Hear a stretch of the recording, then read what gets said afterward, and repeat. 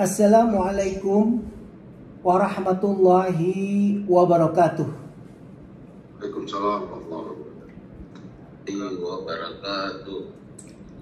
Alhamdulillahilladzi hadana li hadza wa ma kunna linahtadiya laula an hadana Allah.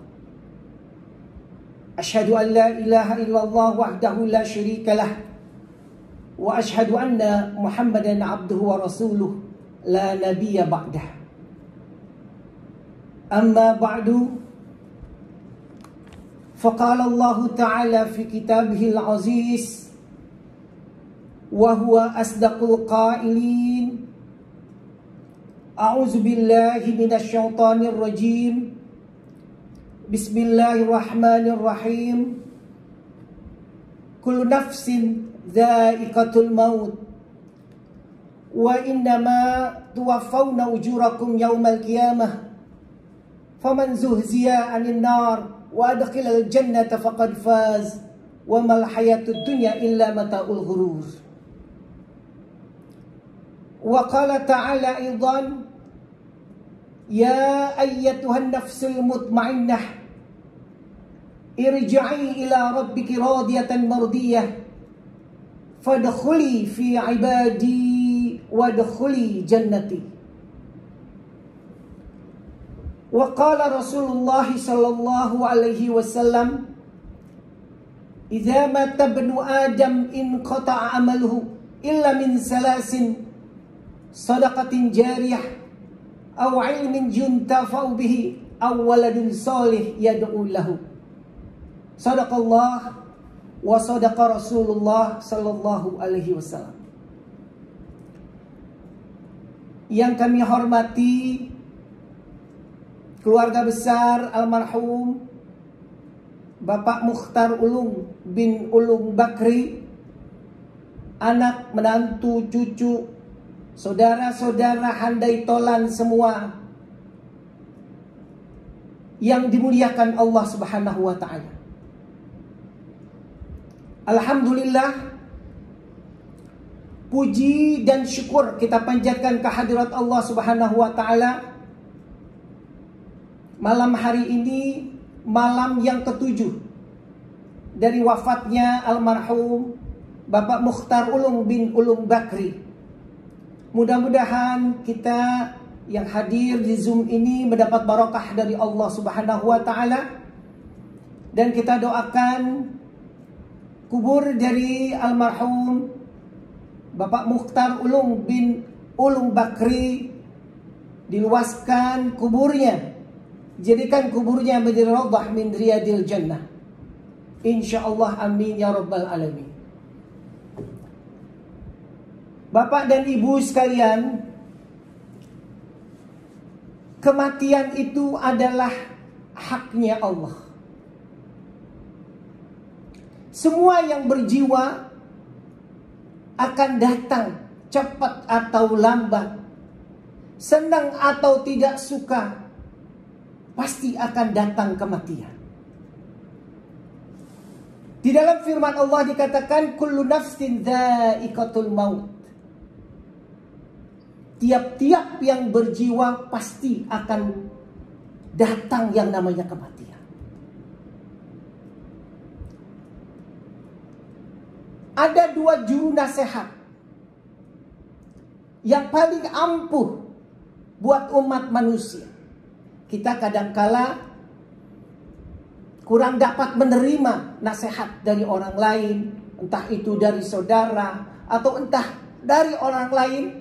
Kita tidak mampu untuk menerima nasihat-nasihat tersebut. Tetapi yang paling ampuh buat manusia, bahwa ada dua juru nasihat yang paling ampuh. Yang pertama adalah qiraatul Quran. Membaca Al-Quran itu adalah nasihat yang paling ampuh. Kita diperintahkan oleh Allah untuk sering membaca Al-Quran, firman Allah, kalamullah. Kemudian juga dianjurkan oleh baginda Rasulullah untuk membacanya. Karena Quran ini berisi pedoman buat manusia. Nasihat-nasihat buat manusia. Kabar gembira, kabar menakutkan itu di dalam Al-Quranul Karim. Semuanya itu adalah obat penawar. Jiwa yang haus buat manusia adalah obatnya membaca qiraatul Quran.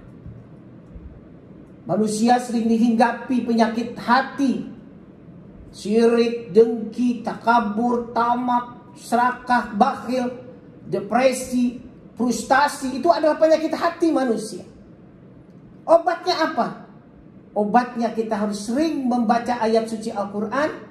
Niscaya hati kita menjadi lebih baik dari sebelumnya. Bapak dan Ibu sekalian, kemudian yang kedua, apa yang menjadi nasihat yang paling ampuh? Kematian itulah menjadi nasihat yang paling ampuh. Makanya kita diperintahkan, dianjurkan oleh baginda Rasul untuk melayat, bertakziah, ikut ke kuburan, baca doa untuk almarhum. Itu adalah bagian untuk mengingatkan kita, pasti kita akan menuju ke sana. Kematian itu adalah hak bagi Allah Subhanahu wa taala. Kita sebagai hamba Allah Subhanahu wa taala, tentunya kita sangat benar mengharapkan untuk mengakhiri umur kita dengan husnul khatimah. Allah berfirman dalam Al-Quran, Ya ayyatuhan nafsul mutmainnah, irja'i ila rabbiki radiyatan mardiyah, fadkhuli fi ibadi wadkhuli jannati. Hai jiwa-jiwa yang tenang, kita untuk kembali kepada Allah. Kita disuruh kembali kepada Allah. Fadkhuli fi ibadi, masuklah kamu ke dalam hamba-hambaku. Wadkhuli jannati, dan Allah masukkan ke dalam syurga. Ini adalah firman Allah. Kira-kira apa persiapan untuk menanti yang namanya kematian? Biasanya manusia sering memikirkan persiapan hidup. Kadangkala lupa kita mempersiapkan adanya kematian.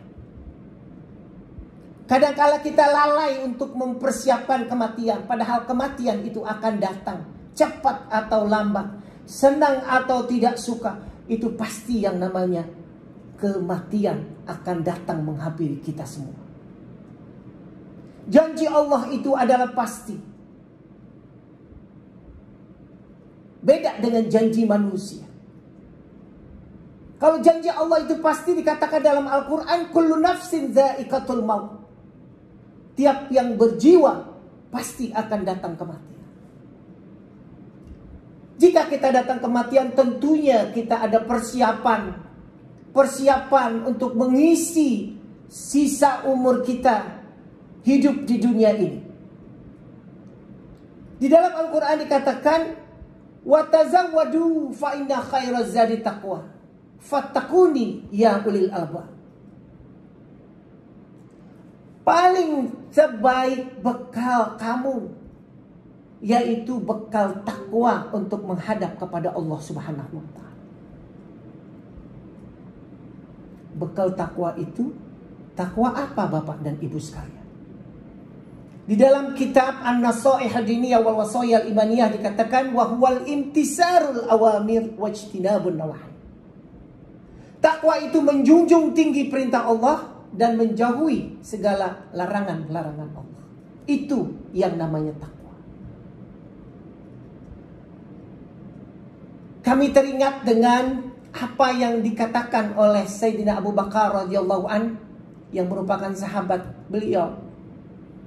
Dia berkata bahwa man dakhala qabra bila dadin fa ka'annama rakabal bakhra bila safina. Barang siapa yang masuk ke dalam kubur tanpa bawa bekal, ketakwaan, tanpa bawa amal ibadah. Kata Abu Bakar, ibarat kita berlayar di lautan bebas tanpa kapal.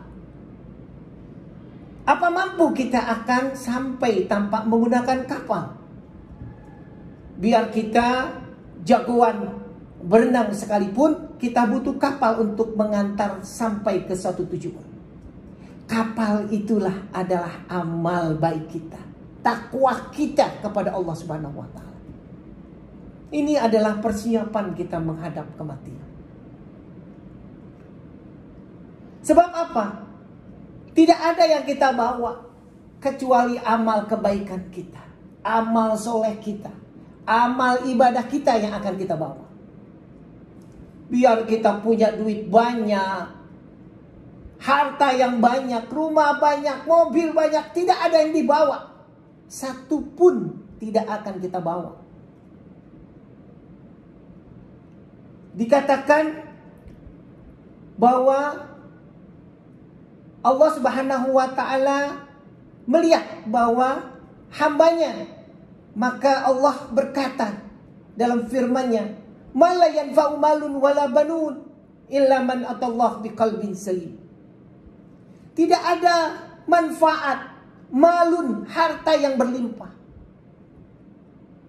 Gak ada yang kita bawa. Kurung batang pun pulang. Ambulan pulang. Punya suami ganteng juga pulang. Punya istri yang cantik juga pulang. Tidak ada yang menemani dalam kubur. Kita sendiri di dalam kubur. Amal ibadahlah, takwa kitalah yang menemani kita di dalam kubur nanti. Saat malaikat maut menjemput, kemudian dimasukkan ke dalam liang lahat, malaikat Munkar wa Nakir menanyakan dalam kubur, "Marrabbuka?" Siapa Tuhanmu? Kita di dalam hidup nggak kenal yang namanya Tuhan. Tuhan kita siapa nggak tahu. Kenapa? Memang karena kita nggak pernah sholat sekalipun, kita nggak kenal Tuhan. Malaikat akan menyiksa hamba Allah yang tidak bisa menjawab, dikarenakan dia tidak bisa menjawab kalimat pertanyaan dari Munkar wa Nakir. Na'udzubillah bidzalik. Maka perbanyaklah kita bekal menuju di akhirat semasa kita masih hidup. Kenapa kita masih dikasih hidup? Kenapa kita masih dibuat yang namanya kita bisa jalan kemana-mana, kita bisa diberi kesempatan kemana-mana? Allah Subhanahu wa ta'ala ada dua kemungkinan. Besar kemungkinan kenapa kita masih dikasih hidup oleh Allah Subhanahu wa ta'ala sampai saat ini. Karena yang pertama, amalan ibadah kita masih kurang. Perlu kita tambah amal ibadah kita. Jangan sampai kalau kita sudah tidak berdaya sama sekali, baru kita kepingin melakukan ibadah kepada Allah Subhanahu wa ta'ala. Boleh jadi yang kedua, kenapa kita masih dikasih panjang umur sampai saat ini? Kenapa? Boleh jadi Allah Subhanahu wa ta'ala memberikan kesempatan kepada kita untuk memperbanyak taubat kita kepada Allah Subhanahu wa ta'ala. Jadi dua kemungkinan. Mengapa kita masih dikasih umur yang 50 tahun, 60 tahun, 70 tahun masih hidup sampai sekarang? Kenapa masih diberikan umur? Cuma dua kemungkinan. Satu, kita dianggap masih kurang, harus nambah amal ibadah kita. Yang kedua, perbanyaklah kita bertaubat. Itu dua kemungkinan Allah Subhanahu wa ta'ala memberikan kesempatan kepada kita untuk masih hidup saat ini. Bapak dan Ibu sekalian, ada manfaat. Kenapa kita mengingat kematian? Yang pertama adalah kita diserukan untuk selalu berbuat kebaikan dan takut untuk berbuat maksiat. Jadi kita mengingat kematian itu ada manfaatnya. Yaitu kita selalu berbuat kebaikan. Jangan kita berbuat maksiat kalau kita ingat mati. Itu manfaat kita mengingat kematian. Kemudian yang kedua, kita semakin rajin untuk beribadah kepada Allah dengan mengingat kematian. Jadi jangan sampai kita merasa diri kita, hidup kita panjang selama-lamanya. Kita gak kekal hidup di dunia. Sementara hidup di dunia yang fana, gak kekal. Yang kekal nanti di akhirat. Dengan mengingat kematian, kita semakin semangat untuk melakukan ibadah kepada Allah Subhanahu wa Ta'ala. Yang tadinya sholatnya masih tinggal-tinggal, jangan sampai kita sholat tinggal-tinggal. Dosa besar kita. Karena kewajiban 5 waktu sholat. Yang sudah sholat 5 waktu, tambah lagi kita rajin sholat-sholat sunnah kita. Tambahkan duha, qiyamul lail, tahajud. Karena kenapa kita mengingat kematian? Kalau sudah mati, berkujur kaku, tidak akan kita bisa melakukan kegiatan sholat ibadah kepada Allah Subhanahu wa Ta'ala. Tidak ada gunanya lagi kita untuk sholat. Tidak ada lagi gunanya kita untuk beribadah kepada Allah. Tubuh kita sudah kaku. Gak bisa kemana-mana. Ke masjid gak bisa, ke pengajian gak bisa, sholat gak bisa, puasa apalagi gak bisa. Dengan mengingat kematian, semakin kita semangat untuk rajin beribadah kepada Allah Subhanahu wa Ta'ala. Yang tadi gak doyan baca Quran, karena mengingat kematian, kita perbanyak dengan membaca ayat suci Al-Quranul Karim. Kemudian yang ketiga, apa manfaat mengingat kematian? Kita semakin tidak cinta kepada dunia secara berlebihan. Karena kenapa? Harta yang kita miliki tidak akan kita bawa. Biar kita punya emas banyak, apakah kita masukkan ke dalam kubur untuk menemani kita? Tidak. Apakah kita punya mobil banyak, motor yang bagus, kita masukkan ke dalam kubur? Juga tidak. Punya harta yang berlimpah tidak akan kita bawa. Semua kita tinggalkan. Yang kita bawa menggunakan adalah kita bawa dengan pakai kain kafan doang yang dibawa ke dalam kubur. Amal ibadah kita lah yang akan menemani kita di dalam kubur. Maka ingatlah kematian, niscaya manfaat yang tadi kita akan lakukan. Karena baik itu tua, muda, sakit, segar bugar, kematian pasti akan datang. Ada saja yang merupakan takdir dari Allah Subhanahu wa Ta'ala. Kemudian apalagi yang keempat, manfaat dari mengingat kematian, yaitu bila menghadapi cobaan, sekarang lebih sabar dan lebih kuat lagi. Kenapa? Memang karena kita sudah semakin mendekatkan diri kepada Allah Subhanahu wa Ta'ala. Jadi kita harus banyak sabar menghadapi cobaan. Karena manusia seluruh hidup di dunia itu cobaan semua, ujian semua. Siapa yang selamat itulah yang paling, innallaha ma'as sabirin. Itulah yang paling selamat di sisi Allah Subhanahu wa Ta'ala. Kemudian apalagi manfaat dari kita mengingat kematian?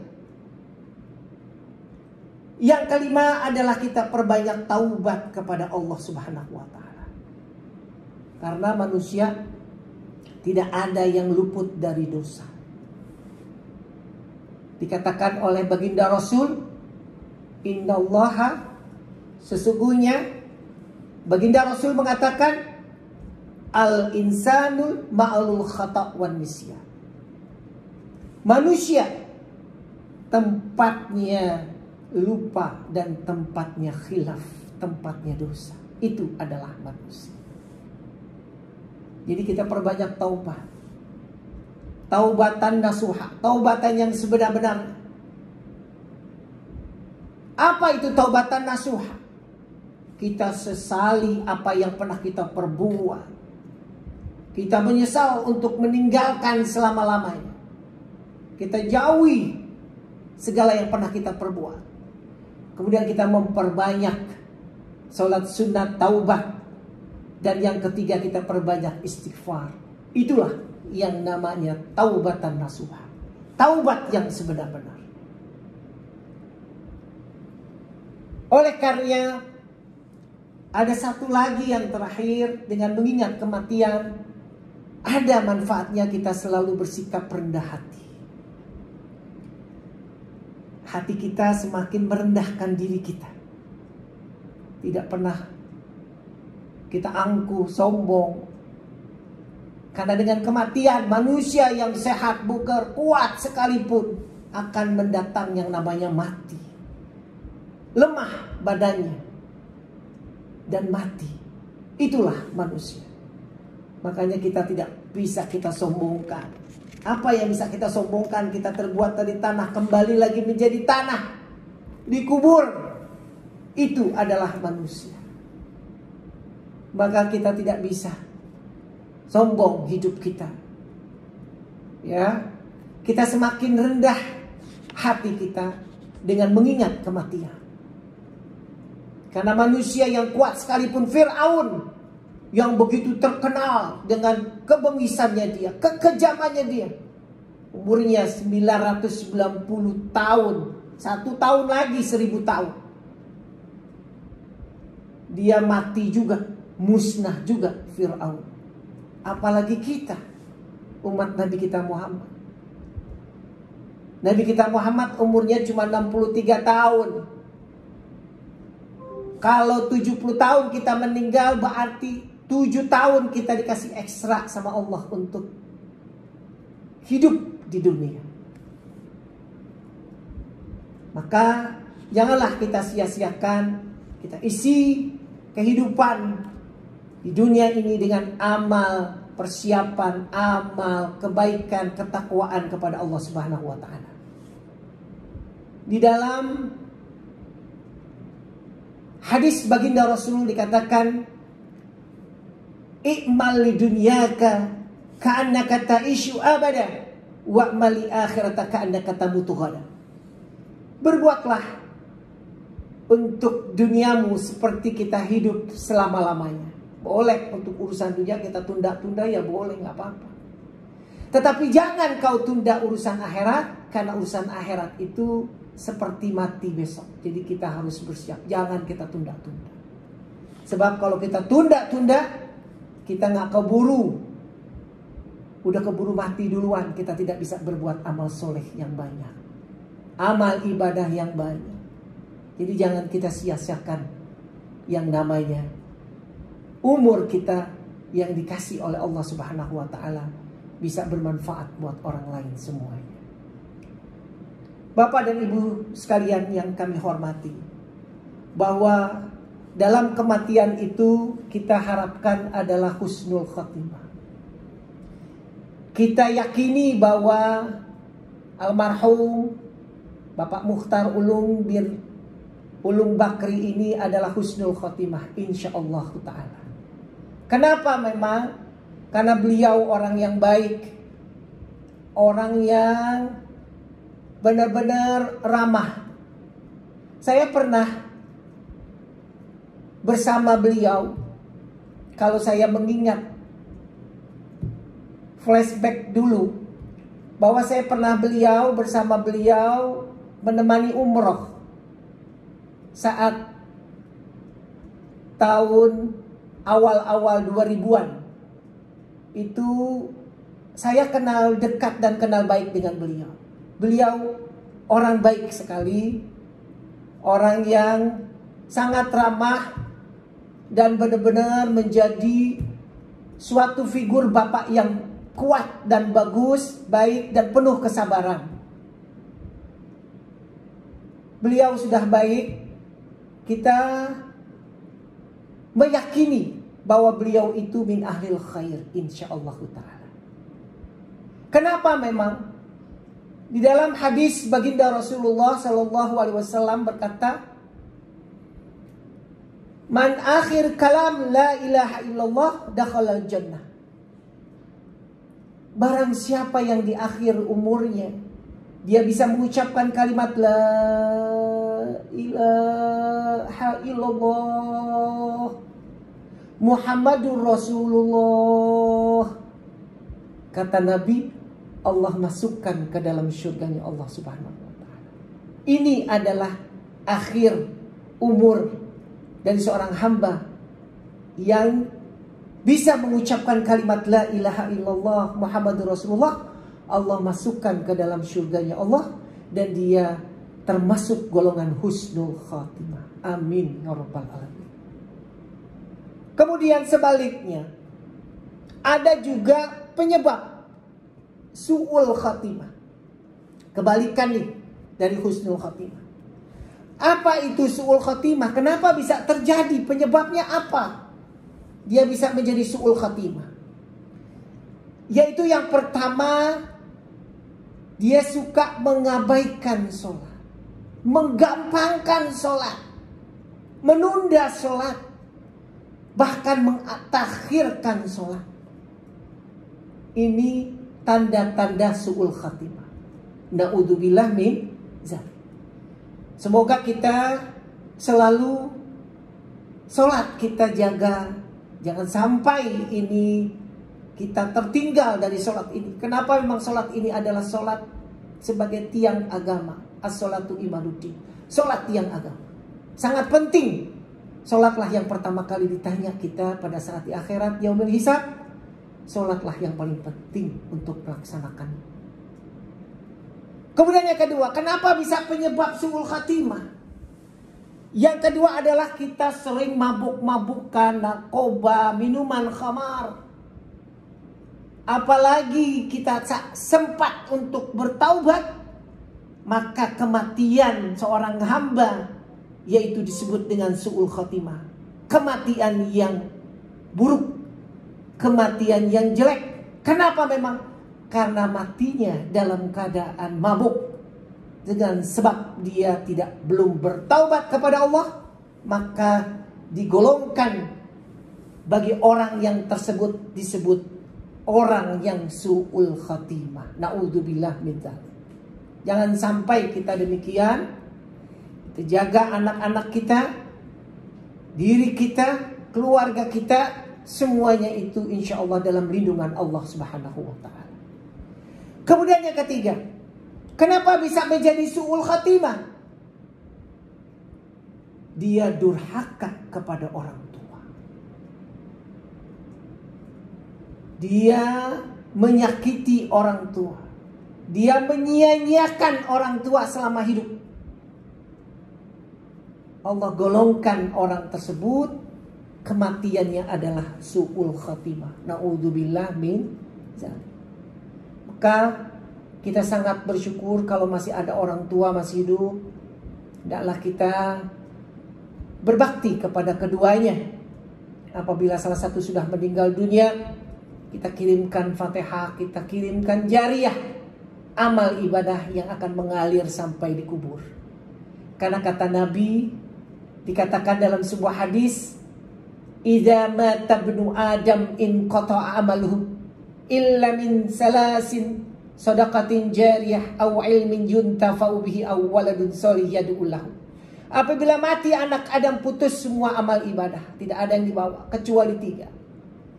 Yang pertama adalah sedekah jariyah. Jadi sedekah yang mengalir.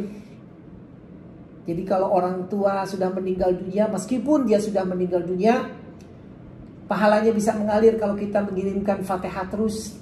Setiap kita habis sholat, kita kirimin Fatihah. Kemudian kita punya rezeki, kita bagi dengan niat bersedekah atas nama almarhum atau almarhumah. Itu bagus sekali, itu amal ibadah yang akan mengalir meskipun beliau telah meninggal dunia. Dan yang ketiga adalah waladun sholih yad'u lahu, yaitu doa dari anak yang soleh dan solehah. Jadi cuma 3, ilmu yang manfaat, amal jariah, dan anak yang soleh dan solehah yang selalu mendoakan orang tuanya. Rabbighfirli wali walidayya warhamhuma kama rabbayani shaghira. Jadi ini jangan putus-putus kita ucapkan begitu. Kenapa kalau kita balas kebaikan orang tua kita tidak akan bisa menebus kebaikan orang tua? Karena begitu besar pengorbanan orang tua kepada kita. Kita bersyukur kita bisa begini karena orang tua kita. Maka itulah yang diajarkan oleh baginda Rasulullah SAW. Dari penyampaian tadi, saya akan memberikan suatu gambaran kepada Bapak dan Ibu sekalian yang terakhir, bahwa manusia itu cuma hanya 5 tahap kehidupan manusia. Yang pertama, tahap di Lauhil Mahfuz. Itu tahap pertama. Dicatat semuanya. Si A, si B akan lahir. Si A, si B akan meninggal, wafat. Si A, si B ini segitu. Itu semua dicatat oleh Allah di Lauhil Mahfuz. Kemudian yang kedua apa? Tahapan kedua manusia, yaitu di alam rahim ibu kita masing-masing. 9 bulan berada di alam rahim, dibawa kemana-mana oleh ibu kita. Jalan kemana-mana, ke pasar, belanja, ke masjid. Semua kita dibawa di dalam alam rahim kita. Yang ketiga apa? Alam barzah, alam dunia. Habis dari rahim, alam dunia. Kita lahir di dunia. Yang sekarang kita injak sekarang di dunia. Tinggal 2 doang, yaitu alam barzah, dan yang terakhir yang kelima adalah alam akhirat, bisa di neraka atau bisa di dalam surganya Allah Subhanahu wa taala. Jadi manusia sangat singkat kehidupannya, cuma 5 tahap kehidupan manusia yang diceritakan dalam Al-Qur'anul Karim. Mudah-mudahan kita persiapan kita menghadapi kematian dengan amal ibadah yang banyak, amal kebajikan kita yang banyak, yang insya Allah nanti kita menghadap kepada Allah dengan hati yang sejahtera, hati yang damai. Dengan kenapa? Dengan sebab kita membawa amal ibadah yang banyak. Insya Allah ta'ala mudah-mudahan kita doakan Bapak Mukhtar Ulung bin Ulung Bakri ini diampuni segala dosa-dosanya, dirahmati oleh Allah, kuburnya menjadi raudhah min riyadil jannah. Al-Fatihah. Alhamdulillahirabbil alamin, arrahmanir rahim, maliki yaumiddin, iyyaka na'budu wa iyyaka nasta'in, ihdinas siratal mustaqim, siratal ladzina an'amta 'alaihim ghairil maghdubi 'alaihim waladdallin. Amin. Sekali lagi kita bacakan Fatihah buat keluarga Bapak Mukhtar Ulung almarhum bin Ulung Bakri, baik itu anak-anaknya, menantunya, cucu-cucunya semua, dan handai tolan saudara sekalian. Mudah-mudahan kita selalu dalam lindungan Allah Subhanahu wa taala, panjang umur, sehat walafiat, selalu barokah rezekinya diluaskan oleh Allah Subhanahu wa taala, dan kita selamat min khairat dunya wal akhirah. Al-Fatihah. Alhamdulillahirabbil alamin, arrahmanir rahim, iyyaka na'budu wa iyyaka nasta'in, ihdinas siratal mustaqim, siratal ladzina an'amta 'alaihim ghairil maghdubi 'alaihim waladdallin. Mari kita angkat kedua tangan kita mohonkan kepada Allah. Katakan Allah dalam Al-Quran, ud'uni astajib lakum. Berdoalah kepadaku, niscaya aku perkenankan permohonan. Maka kita angkat kedua tangan, kita kirimkan Fatihah tadi sudah. Kita angkat kedua tangan kita mohonkan ampun segala dosa-dosa kita. Kita awali dengan pembacaan istighfar kepada Allah Subhanahu wa taala. Astaghfirullahalazim. Astaghfirullahalazim. Astaghfirullahalazim min kulli dhanbin 'azim wa atubu ilaih taubatan nasuha, taubatan nasuha, taubatan nasuha. Amin Allahumma amin. Qala Rasulullah sallallahu alaihi wasallam, afdalu qultu wa ana wan nabiyyuna min qabli la ilaha illallah. La ilaha illallah. La ilaha illallah. Muhammadur Rasulullah sallallahu alaihi wasallam. Bismillahirrahmanirrahim. Alhamdulillahirabbil alamin hamdan yuafi ni'amahu wa yukafi'u mazidah. Ya Rabbana lakal hamdu wa lakas syukru kama yanbaghi li jalalika wa zika wa li azimi sultanik.